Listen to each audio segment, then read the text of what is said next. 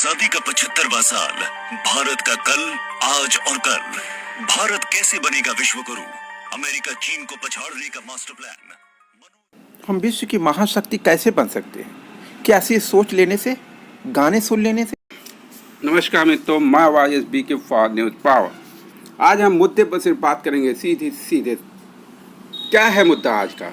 आजमगढ़ के दिल में क्या बा और पूरे उत्तर प्रदेश के दिल में क्या बा, पश्चिमी उत्तर प्रदेश के दिल में क्या बा और मध्य उत्तर प्रदेश में क्या बा और क्यों बा? इसका कारण आखिर ऐसा क्या हुआ? समाजवादी पार्टी सत्ता के नज़दीक नहीं पहुंच सकी। ऐसा क्या कारण था? आजमगढ़ की 10 की 10 सीटें मुबारक हो गई आदरणीय अखिलेश जी के लिए। ऐसा क्या कारण है कि खुद करहल के इर्द गिर्द की सीटें भी, जो यादव बेल्ट कही जाता है, यादव लैंड कहा जाता है, वहाँ भी सपा की सीटें नहीं निकली। वहाँ पर बीजेपी ने झंडा लहराया। ऐसा कैसे हुआ? ऐसा क्यों हुआ? इन सारे प्रश्नों का सही जवाब ही 2024 में समाजवादी पार्टी का परफॉर्मेंस सुधार सकता है। 2024 से लेकर 2027 की यात्रा का पूर्णावधि सत्ता में परिवर्तन के रूप में तभी संभव है जब इनका पूरी ईमानदारी से, शिद्दत से, बूथ मैनेजमेंट से लेकर के टॉप तक करना पड़ेगा।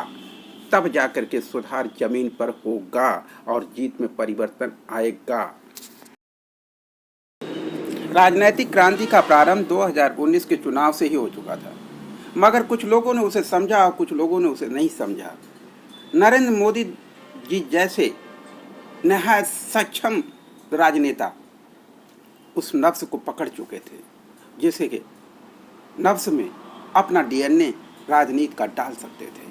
वो ऐसे नेता हैं, एक ऐसा व्यक्तित्व नरेंद्र दामोदर दास भारत की राजनीति के एक ऐसे पुरोधा हैं राजनीति के, कि राजनीति का डीएनए अपने डीएनए से मैच करा देते हैं और दूसरे पार्टियां उसके पीछे भागने के लिए मजबूर और बाध्य हो जाती हैं।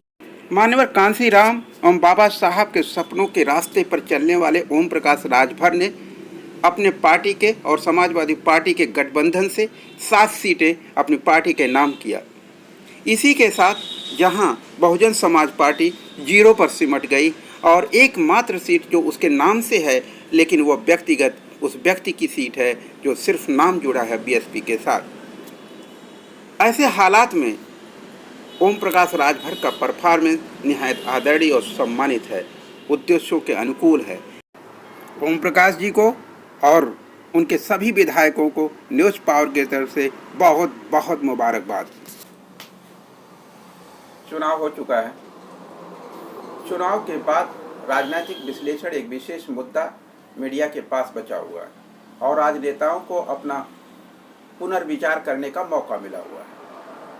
समाजवादी पार्टी ने और उसके गठबंधन ने पुरजोर कोशिश किया और एक सही रास्ते पर सही तरीके से जो एक विपक्ष की भूमिका थी उसे पूरी मजबूती से लड़ने का साहस एक अकलौता नेता आदरणीय अखिलेश जी ने बहुत ही बखूबी निभाया। लेकिन ऐसी कोई तो गलती हुई, ऐसी कोई तो कमियां रह गई जिसकी वजह से पार्टी इस चुनाव को अपनी जीत में, पूर्ण जीत में, सत्ता परिवर्तन में कामयाब नहीं हुई। आखिर क्या कारण थे वो, ये जानना बहुत ज़रूरी। मीडिया के परसेप्शन अलग अलग है। वो मीडिया जो कल तक अखिलेश जी के हर योजना को सही बता रही थी, वो मीडिया जो कल तक कह रही थी कि आंधी भी है, तूफान भी है, सुनामी भी है, और कुछ कह रहे थे कि दिख रही है मगर है कहाँ पे। इन दोनों के बीच जो कंट्रोवर्सी थी उसकी सच्चाई को किसी भी मीडिया चैनल ने, चाहे सोशल मीडिया हो चाहे मेन स्ट्रीम मीडिया हो, उस सच को अखिलेश जी तक नहीं पहुंचा पाई जो जमीन पर था। न्यूज़ पावर ने एक छोटी सी पहल किया, उस सच की पड़ताल में अपने क्षेत्रीय विधानसभा के सीटों पर, खास तौर से आजमगढ़, मुबारकपुर विधानसभा और दीदारगंज विधानसभा, और जिला अध्यक्ष से उनके सच को बताया ताकि जमीन पर कुछ संशोधन किए जा सके, जिससे जनता की शिकायतें दूर कर उनके दिल के रास्ते खोले जा सके। ठीक वही कमियां, वो कमियां जो जमीन पर आजमगढ़ की हर गांव गली मोहल्ले में है, वो कमियां जो ऐसी जगह हैं जहां पर विकास की गति बहुत फास्ट होती है, यहाँ के सोचने के तरीके आजमगढ़ के लोगों के तरीके से अलग हैं।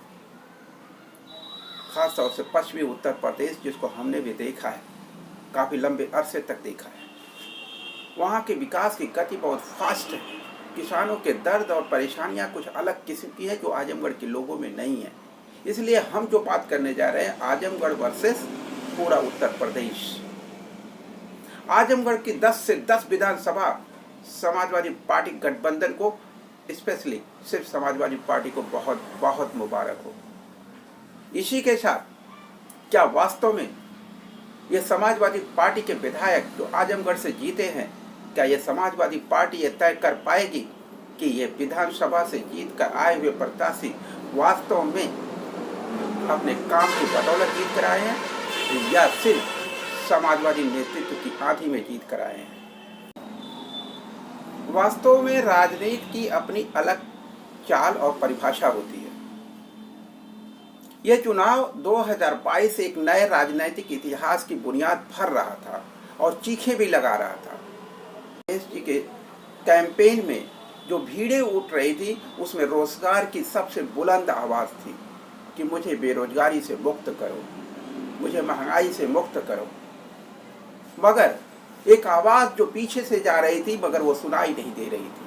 वो आवाज़ थी कि तुम्हारे विधायक, तुम्हारे सांसद मेरे क्षेत्र में कैसा काम करते हैं, वो मुझे बहुत दुखी करते हैं। ये आवाज़ जो थी मगर दिल में थी, जुबान पे नहीं आ पाई। वो चुनाव कर रहा था कि नेतृत्व क्या उस विधायक, उस सांसद को मेरे पास भेजेगा जो मेरा विश्वास जीतेगा और राजनीति की एक नई परिभाषा में मेरी जरूरतों को आगे रखेगा। अब यानी जनता ये मांग कर चुकी है और समझने वाला समझेगा और सही समय पर एक सही फैसला लेगा तो वो सत्ता के गलियारे तक जाएगा, वरना एक गेस्ट बन के रहेगा। राजनीति अब अपनी करवट ले चुकी है और इसकी दस्तक 2019 और 2017 में दे चुकी है। और वो परिवर्तन की गति चुनाव को जीतने और वो चुनाव में भाग लेने वाले मतदाताओं की गति के साथ मैच जो करेगा वो सत्ता में जाएगा। चाहे वो भ्रमा के जाए, भ्रमित करके जाए, जुमले से जाए या यथार्थ राजनीति की एक नई परिभाषा लिखे। अखिलेश जी यदि समझते हैं, समाजवादी पार्टी के विधायक ये समझते हैं कि समाजवादी पार्टी के मुद्दे या दूसरे मीडिया चैनल जो ये कह रहे हैं कि ये मुद्दे नहीं चले, ये सरासर गलत है। ये चले नहीं होते, ये चले नहीं होते तो वाराणसी के तमाम ईवीएम की घोटालों के बावजूद तब प्रयागराज से लेकर के मिर्जापुर से लेकर के आजमगढ़ तक चुनाव जीतने के जो हथकंडे बीजेपी ने अपनाए, वह उसकी बाध्यता थी, उसकी मजबूरी थी, बेबसी थी, लाचारी थी। इसके बावजूद कि उसकी स्ट्रांग बैकिंग कहाँ से आ रही थी? जिस पश्चिमी उत्तर प्रदेश से जमीन खिसक गई थी, किसानों का आंदोलन हुआ था और मीडिया के सारे सोशल मीडिया के लिए सारे चैनल से कह रहे थे कि यह सुनामी है, ये भूकंप है राजनीति का। कहाँ चला गया वो भूकंप? जयंत जी के सारे कैंडिडेट 1,000-1,500 नहीं हारे हैं, 20-20, 25-25 हज़ार, 10,000, 15,000, 16,000, 50,000 वोटों से हारे। ऐसा क्यों हुआ? जयंत जी की क्या कमजोरियां हैं? कमजोरियां हैं कि उनके विधायक समाजवाद की बात तो करते हैं लेकिन जमीन पर सामंती चरित्र की परिभाषा लिखते हैं। उनका जो जिला अध्यक्ष होता है वो एक ऑफिशियल क्लर्क बन के होता है, समस्याओं का समाधान आम आदमी का नहीं होता है। वहाँ पर बहुत ही फास्ट समाधान चाहिए। लोगों को सहयोग और सेवा, जो समाजवाद की परिभाषा की कसौटी के 4 स्तंभ हैं, वो 4 स्तंभों की सहयोग और सेवा जमीन पर उतारने से पहले ही वो खत्म हो जाती है। जिला अध्यक्ष आजकल ऐसे बन चुके हैं कि उनका पैर जो छुएगा वो उससे बात भी करेंगे, उसे थोड़ा पहचान भी सकते हैं, वरना जरूरी नहीं है कि पैर छूने वाले पर भी वो नज़र डाल ले। यदि वो उनके पास समय रहा तो निश्चित रूप से चेहरे को पहचानने की कोशिश करेंगे और मुस्कुरा देंगे, आशीर्वाद भी नहीं देंगे। लेकिन कुछ लोग वहाँ ऐसे भी पहुँचते हैं जो 4-4 बार एक ही पैर को छूते हैं, तो काम कैसे होगा? वो जिलाधिकारी हैं, मुख्यमंत्री हैं, वीडियो साहब हैं, या जज साहब हैं जो फैसले लिखते हैं, इनके लिए पैर छूना अनिवार्य है? क्या ये समाजवाद के सांसद, विधायक और जिला अध्यक्ष, तमाम पदों पर आसीन लोग क्या सामान्य चरित्र की परिभाषा में पदाधिकारी नहीं बन रहे हैं? क्या यह उनके हार का सबसे बड़ा कारण नहीं है? लेकिन इसे यदि आजमगढ़ के नज़रिए से आप देखने की कोशिश करेंगे तो उस राजनीति की सारी परिभाषाएं फेल हो जाएंगी। आजमगढ़ वो सरजमी है जो नेताजी आदरणीय चौधरी चरण सिंह साहब से शुरू हुई थी कहानी और नेताजी से होते हुए आदरणीय अखिलेश जी तक पहुंची है, जो विश्वास की कसौटी पर अपने आप को तौलने और तौलने की राजनीति में अपनी बर्बादी का इतिहास लिखती रही है। आज आजमगढ़ इतने 75 सालों में भी बर्बादी के चरमोत्कर्ष पर है। आजमगढ़ के कम से कम 70% गाँवों में बूथ मैनेजमेंट नाम की कोई चीज नहीं है, फिर भी चुनाव जीत जाते। बूथ वोट बैंकर्स नहीं बनाए गए, फिर भी चुनाव जीत जाते।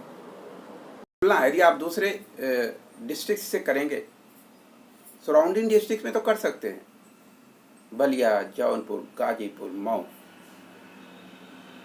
लेकिन वाराणसी में नहीं कर सकते, गोरखपुर में नहीं कर सकते। लोग दो तरीके से आपसे इंप्रेस होते हैं।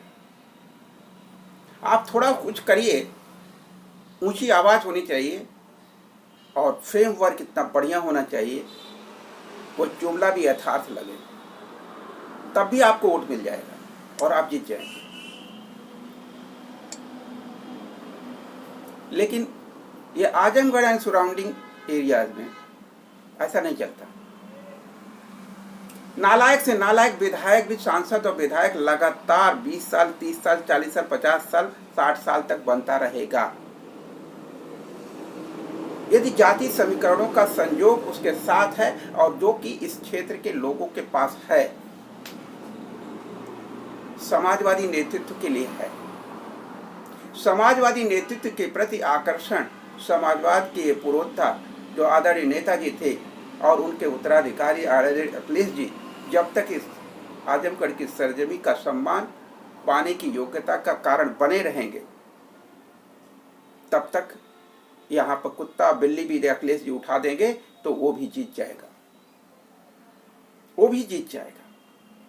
आज इस बात को जिस दिन अखिलेश जी समझ लेंगे कि मुझे आजमगढ़ के नजरिए से सारी दुनिया को नहीं देखना है, वो पूरे उत्तर प्रदेश को नहीं देखना है, तो उस दिन वो उत्तर प्रदेश नहीं किसी भी स्टेट में एक मुख्यमंत्री पैदा कर लेंगे। अखिलेश जी के समझना पड़ेगा कि उन पहली 5 साल की जो पहली बार जब वो सीएम बने थे तो उनकी प्रायोरिटी क्या थी, और जब अरविंद केजरीवाल एक युवा मुख्यमंत्री, सामाजिक क्रांति की लड़ाई हो रही थी, न्याय, सत्य और जो है जुडिशियल जजमेंट में बहुत सारे बैकलॉग्स थे, उन सारे बैकलॉग्स में इनजस्टिस के खिलाफ अरविंद केजरीवाल का जन्म हुआ था अन्ना की कोठरी से। अरविंद केजरीवाल ने 5 सालों में क्या किया? यदि अरविंद केजरीवाल नहीं होता तो हम किसका उदाहरण देते? कांग्रेसी तो खुद को खत्म कर चुके हैं और खत्म करते जा रहे हैं। बीएसपी ने खुद को नीलाम कर दिया, अपने जमीर को, बाबा साहब की राजनीतिक जमीर को नीलाम कर दिया। कांसी राम की मानवता और इंसानियत के जो बीज था, भारतीय बहुजन स्वराज की परिकल्पना का जो उनका नेतृत्व का चरित्र था, वो चरित्र ही नीलाम कर दिया। और आज उसी पाप की अग्नि में जलकर खुद मायावती शायद किसी दिन अपनी अंतिम सांसों के साथ विदाई भी ले लेंगे। वो अफसोस उन्हें खा जाएगा जो उन्होंने धोखा खुद कांसीराम और माया आदरणीय बाबा साहब के सपनों के साथ किया है। लेकिन उसकी आंच खुद समाजवादी पार्टी के नेतृत्व पर भी पड़ रही है। उन्होंने खुद को हराने का बीड़ा तो उठा लिया और साथ में हम तो जाएंगे सनम, मगर तुझे भी लेके जाएंगे। और उन्होंने ऐलान कर दिया कि बसपा के वोटर्स समाजवादी पार्टी को हराने के लिए तुम बीजेपी को वोट डालोगे तो भी मायावती खुश होगी, मोगैम्बो खुश होगा। मोगैम्बो खुश हो गया मायावती जी।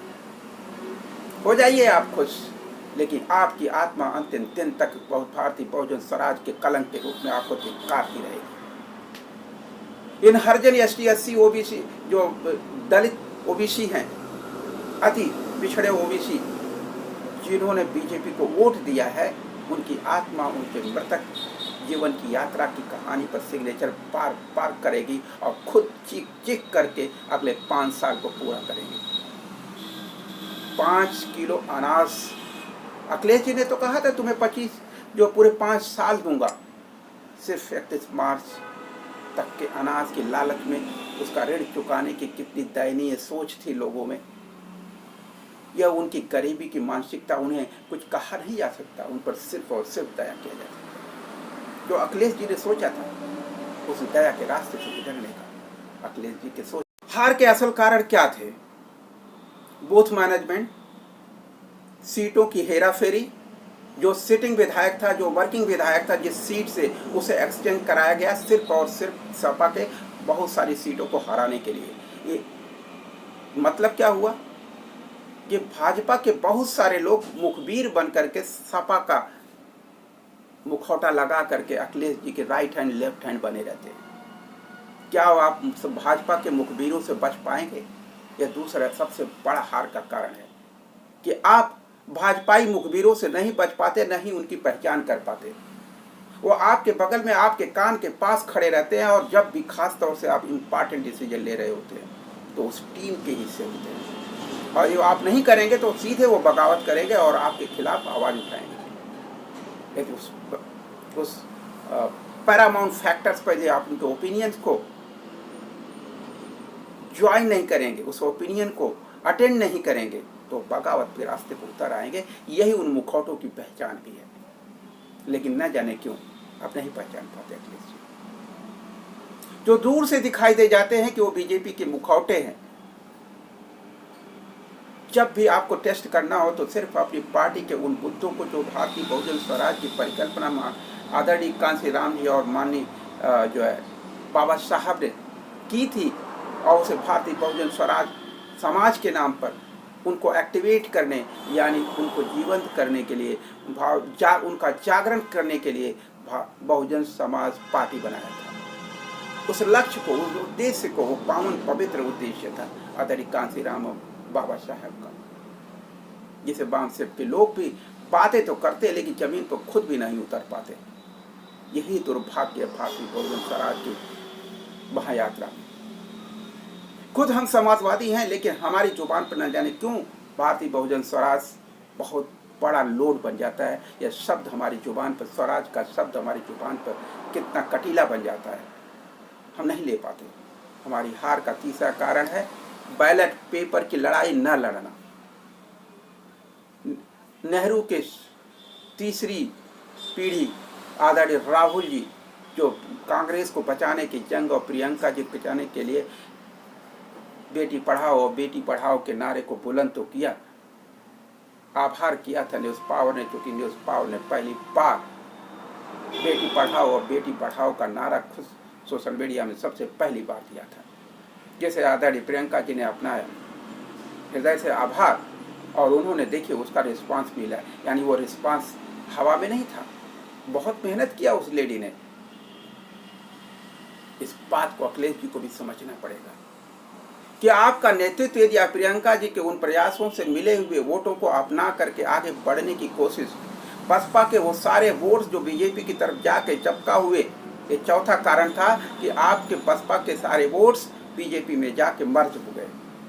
और ऐसा नहीं हुआ, आजमगढ़ की सरजमी पर बसपा के वोटर्स भी आपको सपोर्ट किए हैं। आधे वोटर्स आपको सपोर्ट किए, आधे वोटर्स बीजेपी को सपोर्ट किए, इसलिए बीजेपी के वोट की संख्या बहुत ज़्यादा बढ़ चुकी है। लेकिन आपके लिए सबसे बड़ी दुखद बात यह है कि ओबीसी का एक बहुत बड़ा जंग आज भी बीजेपी के साथ छुड़ चुका है, जो निकलने को तैयार नहीं है। इसके बावजूद भी सबसे ज़्यादा शोषण उसी समाज के साथ हो रहा है, अनुप्रिया पटेल के चलते। अनुप्रिया पटेल बसपा के नेतृत्वधारी बहन मायावती जी कहलाती हैं। ये दोनों ही बहुजन स्वराज के रास्ते की सबसे बड़ी नागिनें हैं। एक्चुअली मैं बात कर रहा था केजरीवाल ने पहले 5 सालों में क्या किया। केजरीवाल ने सबसे पहले मजलूम, बेबस, लाचार के लोगों के बच्चे जो सरकारी स्कूलों में पढ़ते हैं, उनके दिमाग को हाईजैक करने के लिए, उनके डीएनए से खुद को मैच करने के लिए पहले स्कूलों की दशा सुधारी। फिर उनकी लाइफ को सुधारने के लिए मेडिकल फैसिलिटीज सुधारे। और अखिलेश जी ने क्या किया?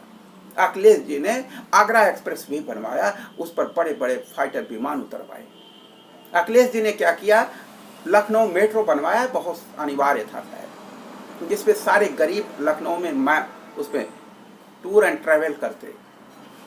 वोट लेना होता है अखिलेश को पूर्वांचल जी में, जहाँ पर के रोडें भी नहीं है। उनके विधायक 40 सालों से विधायक है, मगर एक नाला, एक रोड, एक गलियां नहीं बनवा पाए। अखिलेश जी को नहीं दिखाई देता, क्योंकि उनको वोटर जीत जाते हैं, उनके विधायक जीत जाते हैं। वो कहते हैं मेरे नाम पर वोट देना, लेकिन नाम पर वोट देना, आपके नाम पे तो वोट जनता ने दे दिया। अखिलेश जी 10 विधायक आपको गिफ्ट कर दिया है आजमगढ़ की सरजमी ने, मगर अगले 5 सालों में ये विधायक आजमगढ़ की इस सरजमी के लिए क्या करेंगे?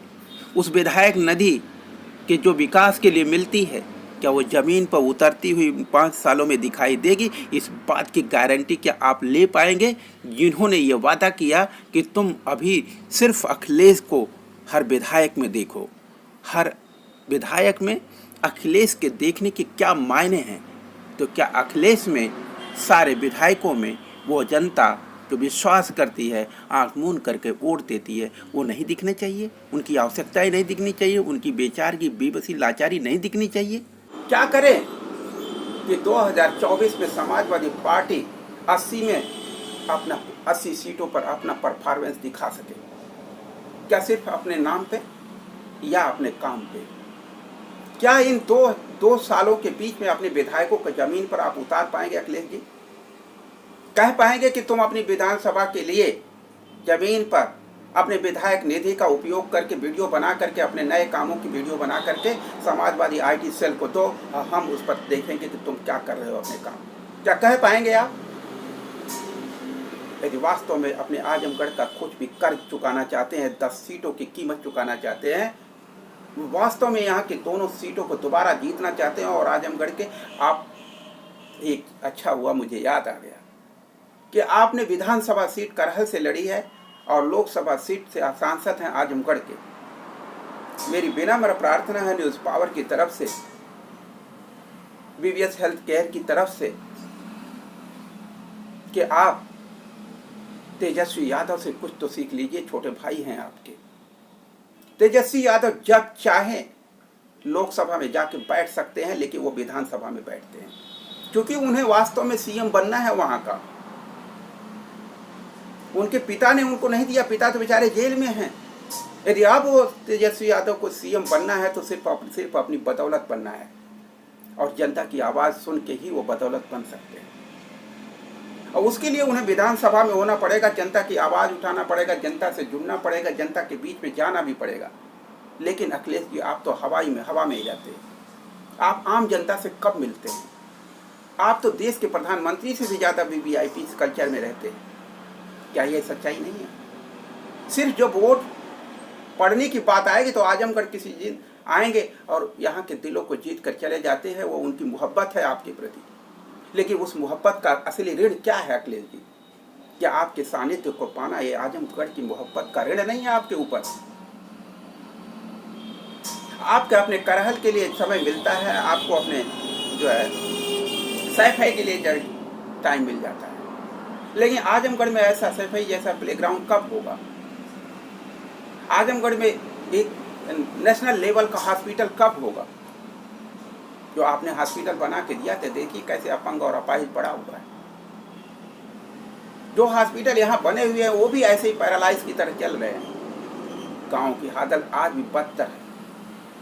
बूथ मैनेजर की बात करते हैं, अरे वो जनता का प्यार है, उसको बूथ मैनेजर की ज़रूरत नहीं है। ये आजमगढ़ की सरजमी है जो सिर्फ इससे प्यार करती है, उस पर अपनी जान कुर्बान कर देती है। लेकिन उसकी मोहब्बत के 75 सालों की कीमत में 50 साल की समाजवादी राजनीति का दुष्परिणाम आप देख लीजिए कि हमेशा विपक्ष में रहने के चलते उसकी कीमत कौन चुका रहा है। इन 5 सालों में विपक्ष में बैठ करके आजमगढ़ की धरती को ये सामंती चरित्र के विधायक, शायद ये कहना एक अपराध है, लेकिन यह सच इस आजमगढ़ की सरजमी का है कि दुर्भाग्य की कोई बोलने को तैयार नहीं होता, या तो वो डर जाता है या वो मौत को हवाले कर दिया जाता है। हमें मौत का डर नहीं है। हमने जी लिया था जिंदगी को। या तो यह आजमगढ़ सुधर जाएगा और आप अपने विधायकों को सुधार लेंगे। हमारी विनम्र प्रार्थना है कि हमारी जिंदगी को खत्म करके ये विधायक कुछ नहीं कर पाएंगे। फिर मैं दोबारा इसी धरती पर, आजमगढ़ की धरती पर पैदा होऊंगा, मात्र 18 साल की उम्र में राजनीति शुरू करूंगा। क्योंकि आजमगढ़ को, इस देश को संभाला जा सकता है तो सिर्फ राजनीति से ही सुधारा जा सकता है। मैं इस पूरे देश और समाज के लोगों से, युवाओं से विनम्र प्रार्थना करता हूँ कि तुम IAS IPS बनना छोड़ो, तुम नैतिकता का पाठ लो, नैतिकता सीखो और भारत को नैतिकता की राष्ट्र बनाओ, ईमानदारी, सत्य और न्याय का राष्ट्र बनाओ। राष्ट्र वही महान हो सकता है जिसके लोगों को उनके घर के दरवाजे पर न्याय सुनिश्चित हो जाए। अखिलेश जी 5 सालों के अवतार रहे, लेकिन आपने आजमगढ़ के लोगों को न्यायालयों में जा करके अपने 90 साल, 75 साल, 80 साल की उम्र में पिछले 20 सालों से 3 पीढ़ियां गुजर गई होंगी, उनके बच्चों को अन्याय और सिर्फ अन्याय मिल रहा है। और किससे अन्याय मिल रहा है?